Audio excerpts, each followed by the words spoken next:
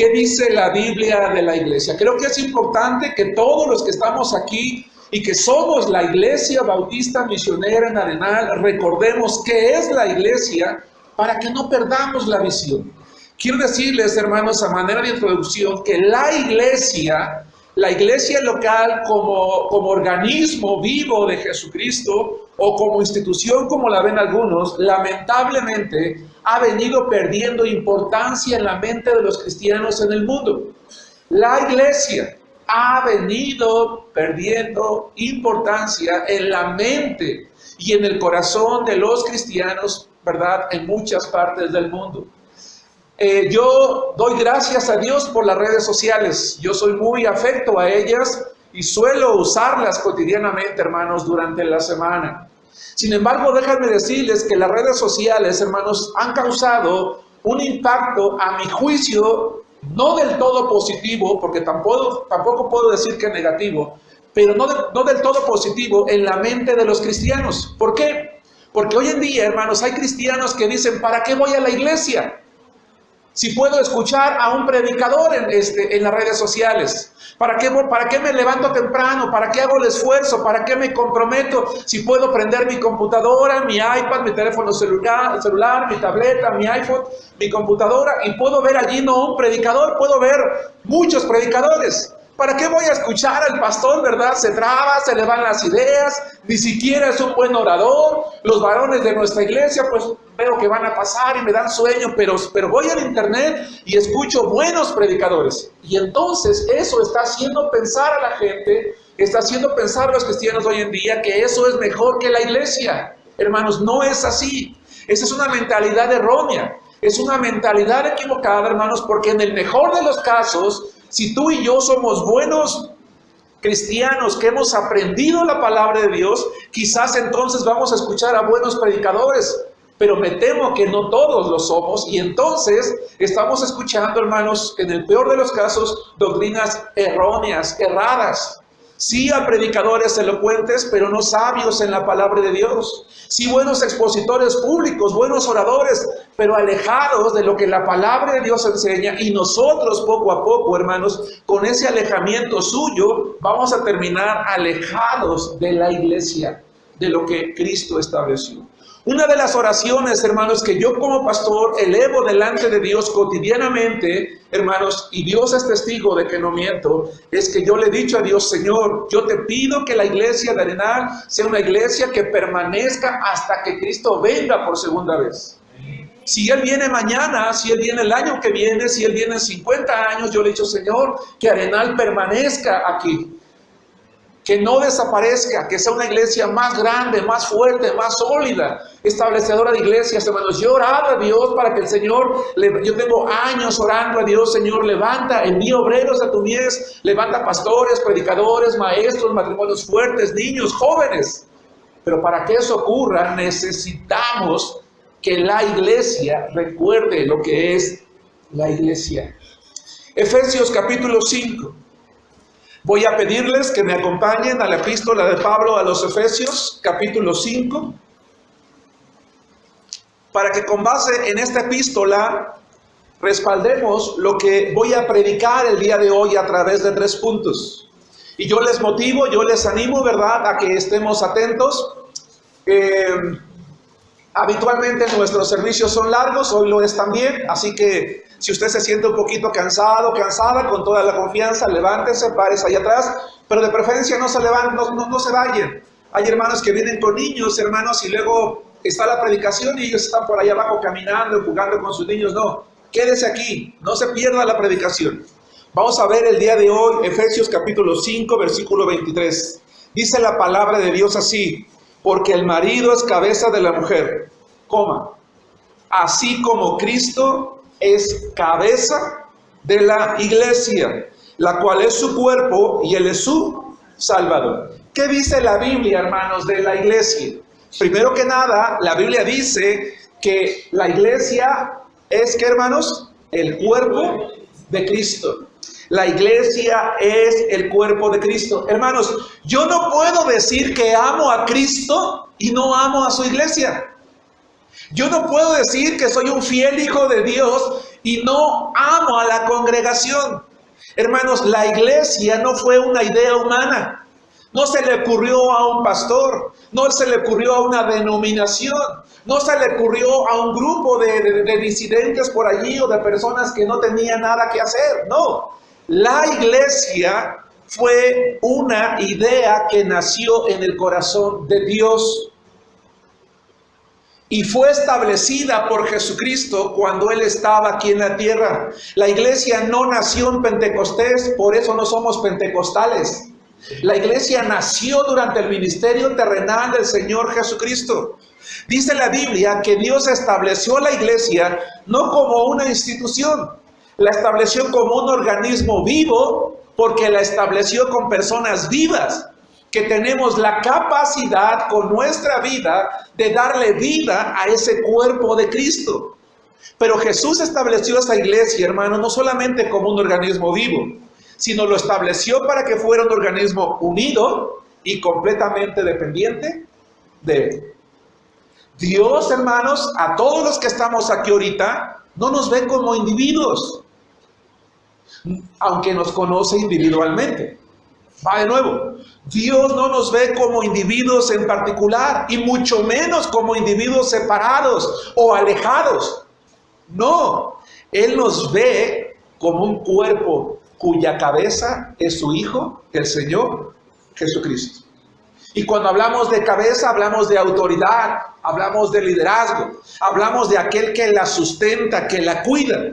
Jesucristo, de acuerdo a Efesios capítulo 5, versículo 23, hermanos, es el Salvador de la iglesia. Es el Salvador de cada uno de los miembros. Cada persona que llega a la iglesia y dice recibir a Cristo como su Salvador personal, por orden de Dios, de manera natural le ordena que esa persona salva sea parte inmediata de su iglesia a través del bautismo. Por eso es que nosotros insistimos a cada uno de aquellos que han recibido a Cristo: si has recibido a Cristo, debes bautizarte, porque si no lo haces, estás siendo un rebelde delante de Dios. No puedes ser calificado como espiritual, sino como rebelde. Porque lo que Dios dice, lo que Dios ordena es: ¿has creído en mí? Debes bautizarte. Debes de formar parte de ese cuerpo que Él estableció para que estés unido a Él, no separado a Él. Hermanos, si por accidente yo me mutilara algunas extremidades, déjame decirles, hermanos, el otro día mi esposa y yo íbamos caminando rumbo a la casa. En el camino hay una tortillería y nos llamó la atención que había personas allí gritando y llegó una patrulla y dijimos, ¿qué pasó? Y el muchacho encargado ahí de la tortillería, no sé si han visto, ¿verdad?, que se coloca la masa en una máquina y la están, pues, digamos, empujando, amasando, para que la máquina pues se le facilite un poquito. Al parecer este muchacho, ¿verdad?, se inclinó de más y la máquina tragó su mano. Y era impresionante, ¿verdad? Él estaba allí y la gente gritaba, es que se le quedó la mano en la máquina, se le quedó la mano, llamen a la ambulancia, llamen a la patrulla, ¿verdad? Y todo el mundo estaba desesperado allí. Hermanos, si accidentalmente a algunos de nosotros nos pasara algo así y perdiéramos una extremidad, ¿cuánto tiempo tenemos para que esta extremidad, si quedara una condición, vamos a llamarle favorable, si es que se le puede llamar favorable, pudiera ser injertada de nuevo? ¿Horas? ¿Días? ¿Semanas? ¿Meses? ¿O años? Yo no sé de medicina y no soy médico, aunque aquí tenemos varios. Pero quizás en el mejor de los casos, horas. ¿No es cierto? Quizás en el mejor de los casos, horas, pero no días, no semanas, no meses, no años. La persona que tiene a Cristo en su corazón y entiende que Él ahora va a formar parte de un cuerpo cuya cabeza es Cristo, se une en bautismo y en comunión con ese organismo, y lo último que pasa por su mente es estar separado de ese cuerpo. ¿Sí me explico? ¿Por qué? Porque Jesús dijo: separados de mí, nada podéis hacer.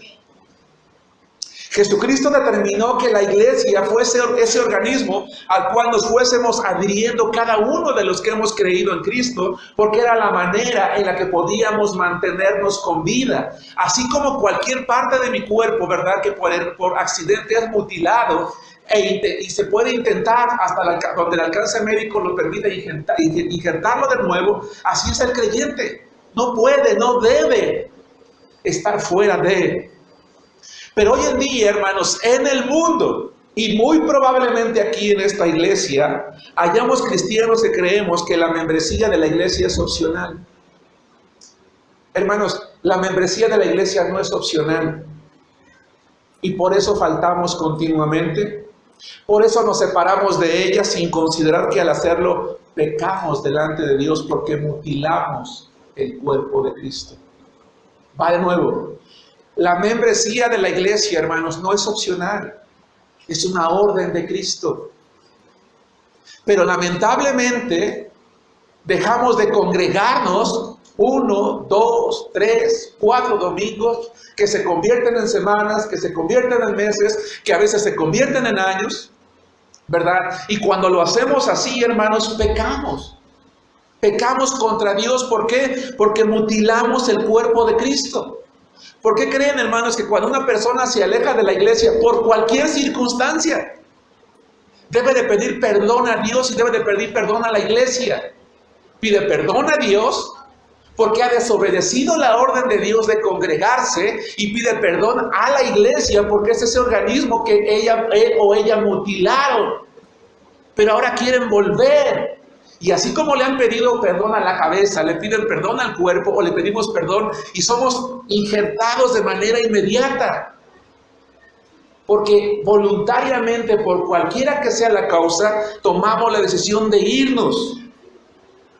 Y entonces, cuando estamos de vuelta, la vida de Cristo fluye en nosotros y a través de nosotros en cada uno de sus miembros. Y volvemos porque reconocemos que necesitamos ese cuerpo, porque la cabeza que amamos nos quiere allí.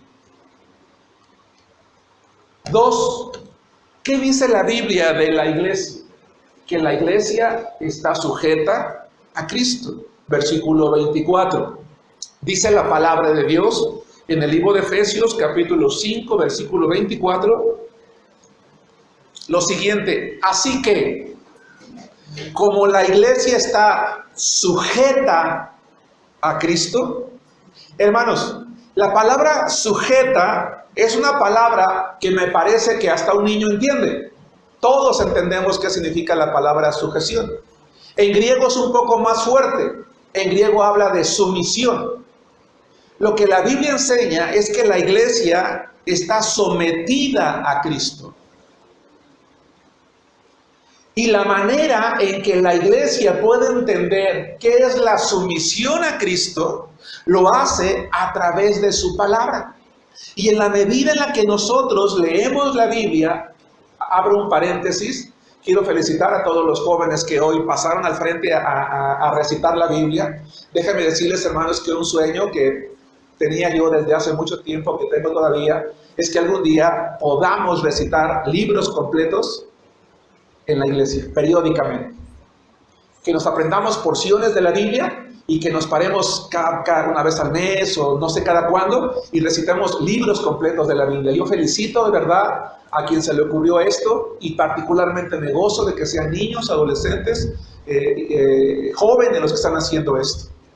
Porque es en el corazón de ellos en los que tenemos que sembrar ese pensamiento, esa idea, ¿verdad?, de que cada niño pasara y dijera quién es Cristo a través de la Biblia es muy buena, porque se centra en la mente de un niño, y la mente de ese niño entiende: este libro que yo voy a leer no es un libro de historietas, es un libro de realidades, de verdades, que habla de un Dios verdadero, de un Jesús verdadero, vivo, que se muestra a través de toda la Escritura. Esa Escritura nos dice cuáles son aquellas áreas en las que como iglesia estamos sometidos a Cristo.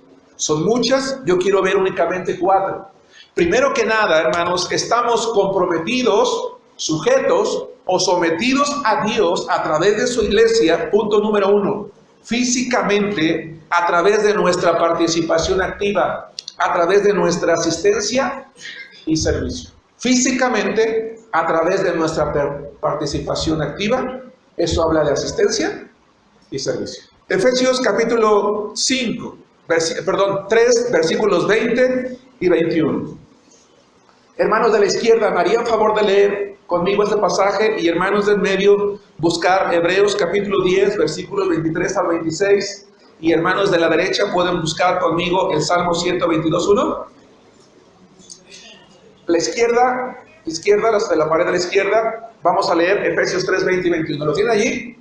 Vamos a leerlo fuerte, dice: y aquel que es poderoso para hacer todas las cosas mucho más abundantemente de lo que pedimos o entendemos, según el poder que actúa en nosotros, a Él sea gloria en la iglesia, en Cristo Jesús, por todas las edades, por los siglos de los siglos. Amén. Hermanos, en este momento, nosotros le estamos dando la gloria a Dios. Es lo correcto. Lo mejor que nosotros como iglesia podemos hacer es darle la gloria a Él aquí. Cuando tú decides quedarte en tu casa, no le estás dando la gloria a Dios. Bueno, yo me quedo en mi casa, pero le prendo el internet y escucho una predicación, hermano. No, eso no glorifica a Dios, porque Dios no te ordenó que te quedaras en tu casa. Ordenó que asistieras a la iglesia. Es que, hermanos, ya me cansé y voy a descansar un poquito. No, cuando yo me quedo a lavar, a planchar, a cocinar, a hacer la tarea o cualquier cosa, estoy desobedeciendo lo que Jesús dijo. Él dijo que la gloria es en la iglesia. El día que eso pase, el día que la iglesia entendamos, yo entienda que peco delante de Dios cuando no me congrego, voy a tener temor de Dios. Porque a lo mejor yo puedo decir, es que nunca me volví un ladrón, nunca me volví un avaro, nunca me volví un secuestrador, nunca hice nada. Y el Señor te va a preguntar cuando estés en el cielo, y tampoco estuviste en la iglesia. Mutilaste mi cuerpo. Creíste que me dabas la gloria, pero la gloria era en la iglesia. Porque a donde yo voy va mi cuerpo. Y donde Cristo está, su cuerpo tiene que estar.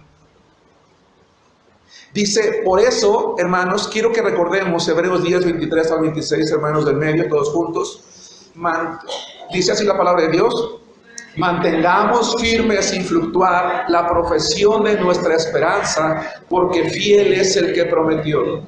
Y considerémonos unos a otros para estimularnos al amor y a las buenas obras, no dejando de congregarnos como algunos tienen por costumbre, sino exhortándonos, y tanto más cuando veis que aquel día se acerca. Porque si pecáremos voluntariamente después de haber recibido el conocimiento de la verdad, ya no queda más sacrificio por los pecados. Hermanos, ¿quiénes de los que tenemos tiempo en la iglesia no conocemos este pasaje? Pero la mayoría no lo sabemos hasta el 25. El 26 dice, no peques voluntariamente. El contexto de este capítulo está hablando de lo duro que es Dios. Dura cosa es caer en manos del Dios vivo, dice el autor de Hebreos. Y al hablar de que dura cosa es caer en manos del Dios vivo, de repente hace un alto y exhorta: hey, iglesia, no dejes de congregarte, no peques contra Dios voluntariamente, porque cuando lo haces, estás faltando a Dios. Hermanos, ¿tienes algo contra un hermano? Yo te suplico que lo perdones. Yo te suplico que me perdones. Pero no te vayas de la iglesia. Vuelve a ella. Porque es el lugar donde la vida de Cristo fluye. Es el lugar donde, si tú y yo somos hijos de Dios, debemos de estar. Porque el único lugar para darle la gloria se llama iglesia. Salmo 122:1. Fuerte, hermanos de la derecha, dice: yo me alegré con los que me decían, a la casa de Jehová iremos. Hermano, hermana, cansa a tu marido, viejo, hay que ir a la iglesia.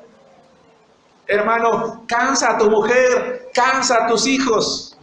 Hijos, cansen a sus padres. Tenemos que ir a la iglesia, tenemos que ir a la iglesia, tenemos que ir a la iglesia. ¡Qué fastidio! No, dice: yo me alegré con los que me decían, vamos. Pero ¿qué decimos? Yo sé cuándo vaya y cuando quiera ir, cuando me nazca ir. Voy a decir algo y espero no te lo tomes en serio. Voy a decir algo y espero no te lo tomes en serio, ¿verdad? Tan fácil como decir: pues si ya te cayó gordo el pastor o la iglesia, vete a otra. Pero no, porque si Dios nos bendijo con tu presencia, quiere que estés aquí. Por algo te trajo aquí, para que tú nos bendigas y nosotros te bendigamos también aquí a ti. ¿Es incorrecto no congregarse? No estamos bien ante Dios cuando abandonamos la iglesia y rompemos la comunión. Más bien, debemos regocijarnos y alegrarnos. Comprometernos físicamente a través de la asistencia y el servicio.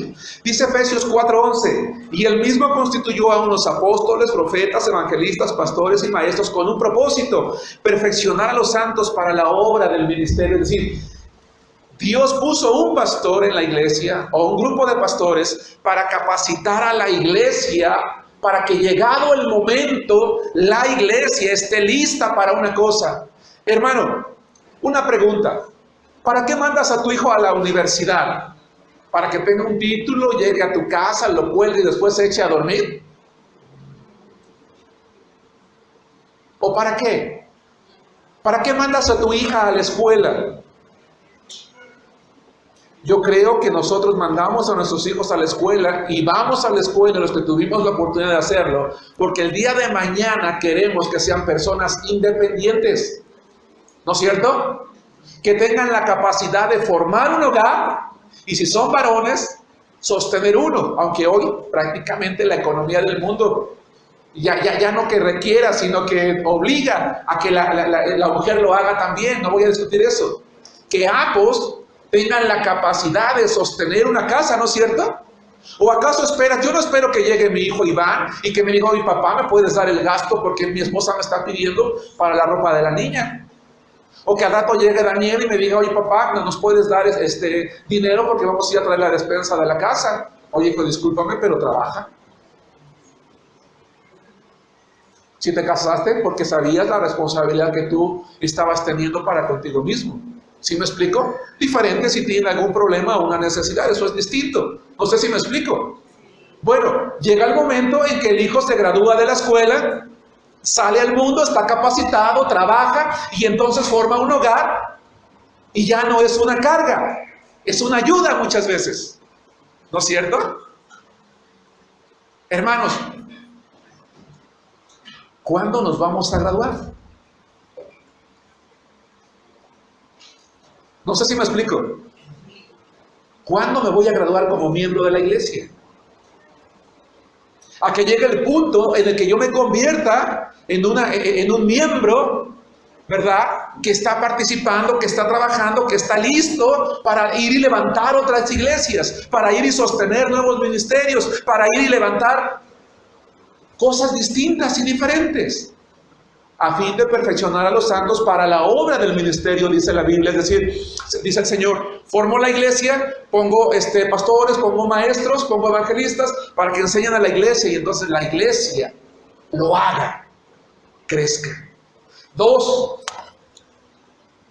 dice la Biblia que Cristo es el Señor de la iglesia, que Cristo es la autoridad, que está sujeta a Cristo, y entonces estamos comprometidos con Cristo, no nada más, hermanos, físicamente, también económicamente. Dice la palabra de Dios, hermanos, en el libro de Proverbios, apúntenlos para que ganemos tiempo. 3:9: honra a Jehová con tus bienes y con las primicias de todos tus frutos. Dice la Biblia: lleva todos los diezmos al alfolí para que haya alimento en mi casa, dice el Señor, y pruébame ahora si Yo no voy a abrir las ventanas de los cielos y voy a derramar sobre ti bendición hasta que sobreabunde. Hermanos, la avaricia es pecado. El amor al dinero es pecado. Y Dios dice que la iglesia debe de aprender a dar de sus bienes. ¿Por qué Dios estableció como una ley en el Antiguo Testamento lo que un hombre hizo de corazón? Para guardarnos de la avaricia. ¿Cuántos de nosotros, hermanos, espero que nadie, hayamos tenido este pensamiento? ¿Y yo por qué tengo que diezmar? ¿Y por qué tengo que ofrendar? Si yo soy el que se levanta temprano, yo soy el que a veces con calentura y con dolor de cuerpo y con cansancio voy al trabajo, el que me desvelo, el que me quemo las pestañas para estudiar. ¿Yo por qué tengo que hacerlo? Precisamente por eso. Porque dice el libro de Deuteronomio, guarda tu corazón.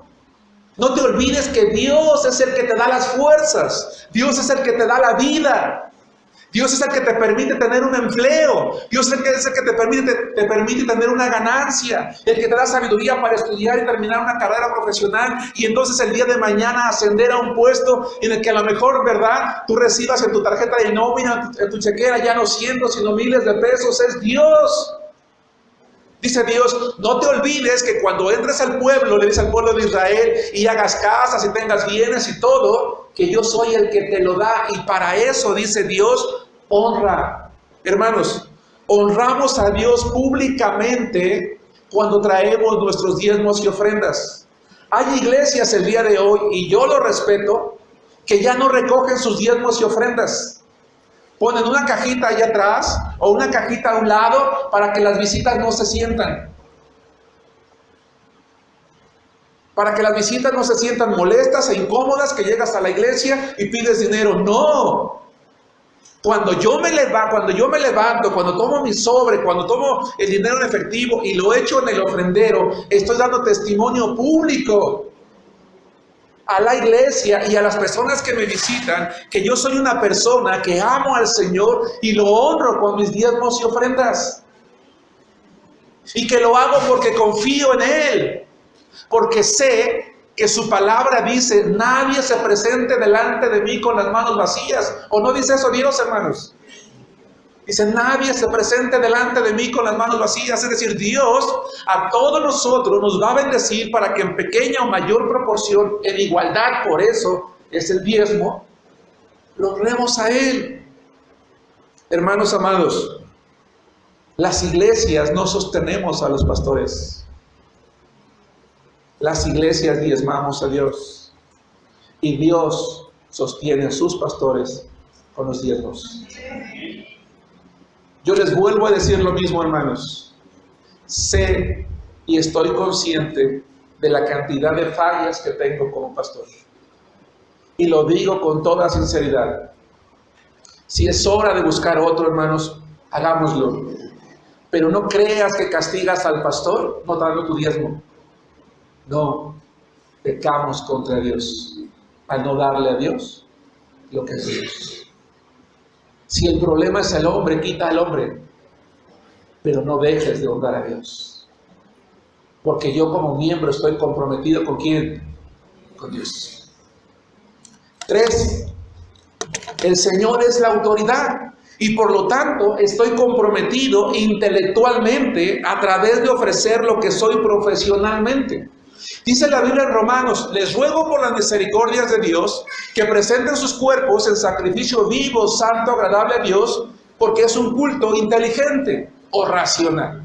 ¿Qué significa este verso? Es muy simple de entender. Ofrécete tú a Dios con todo lo que eres. Soy un albañil, soy un barrendero, soy un obrero, soy una ama de casa, soy un comerciante o soy un profesionista en cualquier área del conocimiento. Dice, ofrécete a Dios y dile, Señor, mira, yo soy esto. ¿Cómo te puedo servir? ¿Cómo puedo servir a tu iglesia? ¿Cómo puedo servir en el ministerio? Y entonces, hermanos, la iglesia no debería de sufrir con nada, porque el albañil dice al templo ya le falta una rezanada porque hay cuarteaduras. Hermanos, ¿cuándo nos cooperamos con el cemento para que yo venga, verdad? Y les arregle aquí. Y dice la hermana que es costurera, hermanos, ya las cortinas ya están muy rotas. ¿Cuándo nos cooperamos y yo coso unas cortinas? O el hermano que es administrador, dice, hermanos, veo que estamos batallando en cuestiones de dinero. ¿Cuándo les puedo asesorar cómo manejar el dinero, cómo administrarlo bien? Soy maestro. Hermanos, hay niños en la escuela que batallan en algún área del conocimiento. Yo me comprometo un día en la semana, yo voy a dar clases de regularización a los niños de nuestra iglesia porque es el área de conocimiento que yo tengo. Yo me doy a ti. Yo soy médico, yo soy ingeniero, yo soy abogado, yo soy arquitecto, yo soy lo que sea, hermanos. ¿Cómo les puedo servir? ¿Cómo puedo servir a Cristo? Porque servir en la iglesia no es nada más predicar y dar clases o ser líder del ministerio. Es darnos a Él como un sacrificio vivo. No estoy diciendo que abuses del hermano que está a tu lado para que haga trabajos gratuitos para ti. ¿Sí queda claro? No estoy diciendo eso. Porque entonces el hermano quiero que vaya y que me dé consulta. Quiero que el hermano vaya y me construya mi casa. Quiero que el hermano... No, estamos hablando de que nos damos a la iglesia, al funcionamiento del cuerpo de Cristo. ¿Sí queda claro, hermanos? Dice Pablo, yo me hago una pregunta. ¿Oraré con el Espíritu? ¿Acaso no debo de orar también con el entendimiento? ¿Debo de cantar nada más con el Espíritu o también debo de cantar con el entendimiento? Y dice Pablo, debo orar con el entendimiento y debo de cantar con el entendimiento. Es decir, debo de usar mi inteligencia incluso para las cosas más pequeñas. Así que, hermanos amados, consagrar nuestros cuerpos a Dios es ofrecernos a Dios tal y como nosotros somos para Dios. Y cuando estemos delante de su gloria, nos regocijaremos por haber sido instrumentos útiles para el cuerpo de Cristo, para su iglesia. Estoy comprometido con Dios espiritualmente.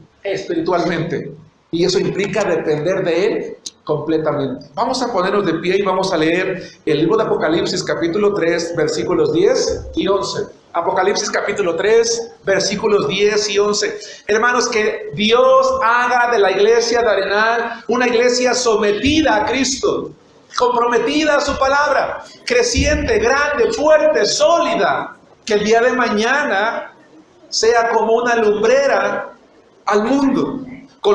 Apocalipsis 3, 10 y 11. Vamos a leer todos juntos. Dice: por cuanto has guardado la palabra de mi paciencia, yo también te guardaré de la hora de la prueba que ha de venir sobre el mundo entero, para probar a los que moran en la tierra. He aquí yo vengo pronto. Retén lo que tienes para que ninguno tome tu corona. Tomen asiento, hermanos. La iglesia en Arenal ya tiene coronas en el cielo. Hermanos, como iglesia, como cuerpo de Cristo, tenemos una corona en el cielo. ¿Pero qué tenemos que hacer con ella, hermanos? Cuidarla, mantenerla. Cada uno tenemos coronas individuales, pero como congregación, como iglesia, tenemos una. Y qué mejor que sea la de la fidelidad, la de la obediencia. Dice Hebreos: mirad, hermanos, que no haya en ninguno de ustedes corazón malo de incredulidad para apartarse del Dios vivo. Antes, exhórtense los unos a los otros cada día, entre tanto que se dice hoy, para que ninguno de ustedes se endurezca por el engaño del pecado, porque somos hechos participantes de Cristo, con tal que retengamos firme hasta el fin nuestra confianza del principio. Aquí hay una condicionante: para que ninguno de ustedes se endurezca por el engaño del pecado, porque somos hechos participantes de Cristo, con tal que retengamos firme hasta el fin nuestra confianza en el principio. Hermanos, oremos por los hermanos que están enfermos, por los hermanos que están atribulados, por los hermanos que están quebrantados en sus corazones, para que la fe no falte. Oremos por aquellos que estamos siendo tentados, para que no seamos llevados por el pecado. Oremos por la iglesia, hermanos, para que perseveremos hasta el fin y para que nuestros labios digan únicamente: Señor, yo voy a seguir contigo. Hermanos, en los últimos 4 domingos, 4 varones distintos nos han predicado. ¿Alguien se dio cuenta de en qué basaron su predicación? ¿Se dieron cuenta que los 4 varones predicaron exactamente la misma porción bíblica? Ahora, eso no es casualidad.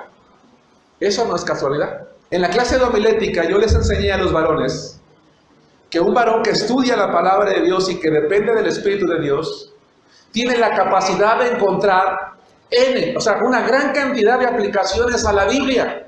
Y para demostrarlo les dije, cada uno de ustedes va a hacer un sermón sobre la misma base. Y fueron 4 predicaciones distintas, ¿o no? Claro que sí, pero una sola base.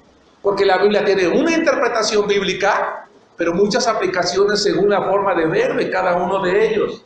Y les dije, hermanos, porque yo no quiero que el día de mañana, porque yo antes así pensaba, y ahora, ¿qué le enseñaré a la iglesia? Le voy a contar unos chistes para ocupar la hora, porque pues ya prediqué de todo, ya se me acabó. No, lo que se te acabó es la comunión con Dios. Lo que se te acabó es la oración. Lo que se te acabó es depender de Cristo, porque si dependes de Cristo, la palabra habla solita. Y yo les demostré a los varones en la clase de homilética que la Biblia habla solita.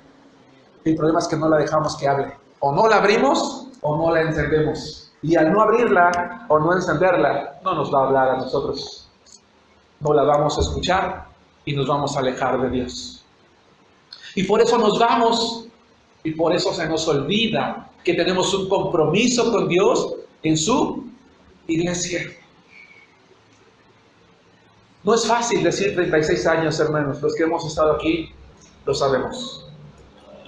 Me da gusto ver allá atrás al hermano Aarón, que hoy nos visita. A la hermana Julia, que estaba cuando yo llegué hace ya 40 años. O aquellos que nos agregamos, como la hermana María de los Ángeles y algunos otros más que estamos aquí a través del tiempo. No es fácil ser hermanos, ¿es fácil ser cristiano? No. Y si alguien lo dice que sí, es porque no ha vivido todavía la realidad de ser cristiano. Las pruebas, las tribulaciones, las enfermedades. No es fácil, pero tampoco es imposible. Porque dependemos de una cabeza que es Cristo. Y esa cabeza es la que va a guiarnos, a cuidarnos, a protegernos, a dirigirnos. A nosotros lo único que nos corresponde que es y someternos, obedecer. Pero si no me someto y no obedezco, entonces voy a empezar a sufrir. Y voy a estar lejos. Por eso es que la tercera cosa que quiero que recordemos, y con eso termino, hermanos, es que lo que la Biblia dice de la iglesia, es que la iglesia es amada por Cristo. Hermano, Dios te ama. Dios nos ama. Nos ama mucho. Y lo primero que tenemos que recordar cada mañana que nos levantamos, y lo último que tenemos que recordar cada noche cuando nos acostamos, y lo que debe de venir a nuestra mente cuando sentimos que ya no vale la pena seguir viviendo, es que hay alguien que nos ama y es Cristo.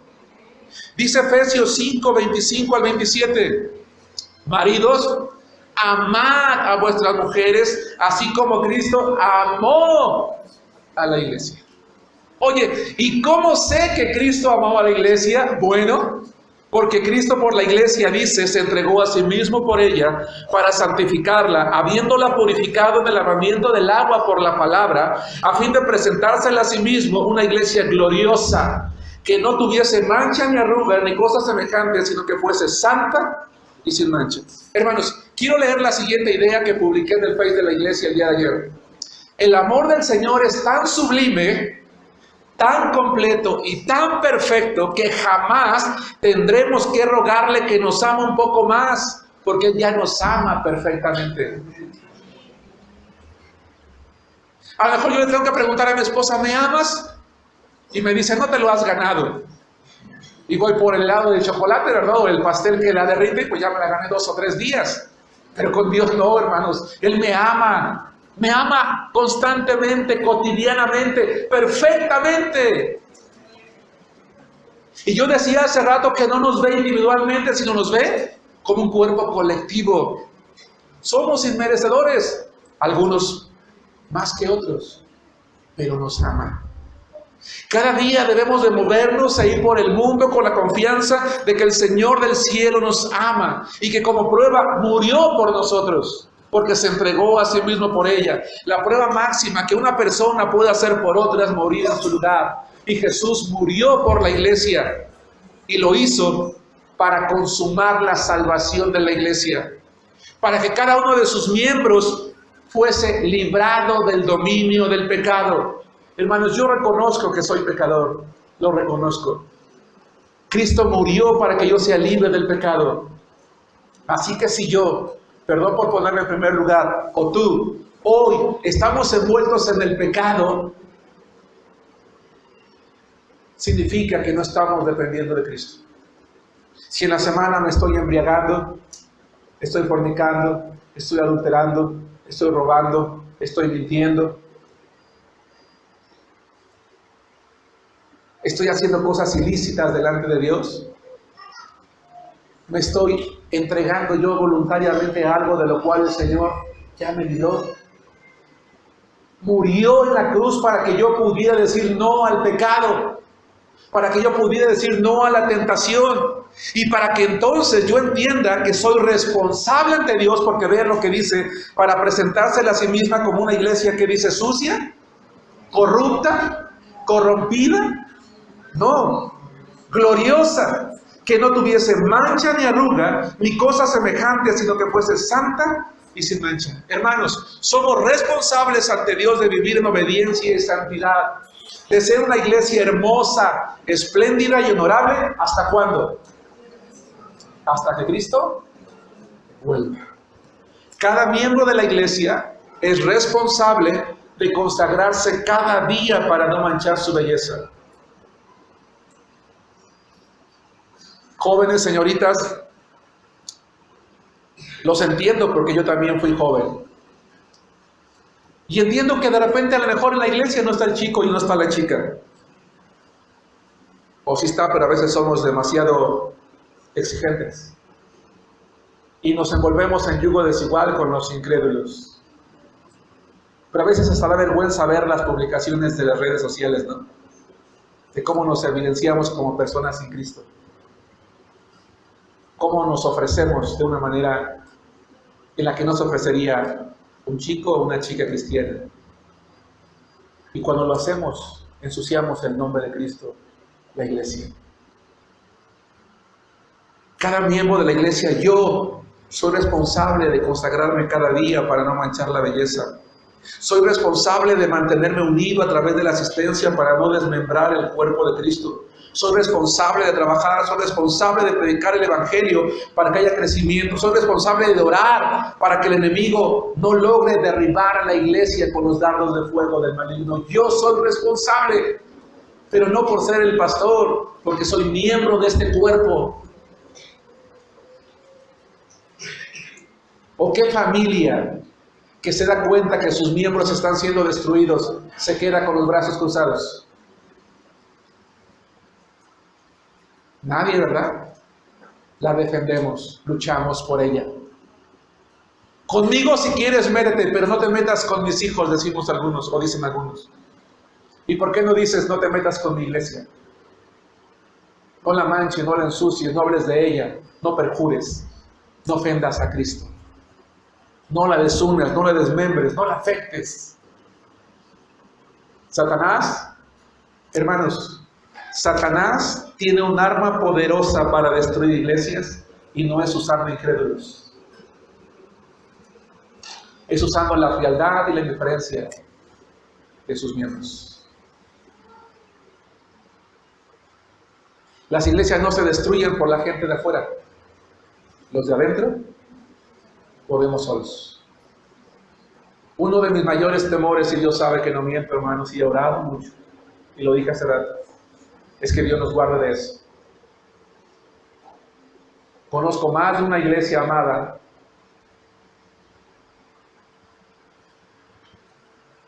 que se ha desviado de la fe, que se ha dividido, o que está a punto de desaparecer. Porque sus miembros no entendimos que estamos sometidos a Cristo, que tenemos obligaciones y responsabilidades, que Cristo nos ama y que espera el mayor sacrificio también de parte nuestra, y ese sacrificio se llama obediencia.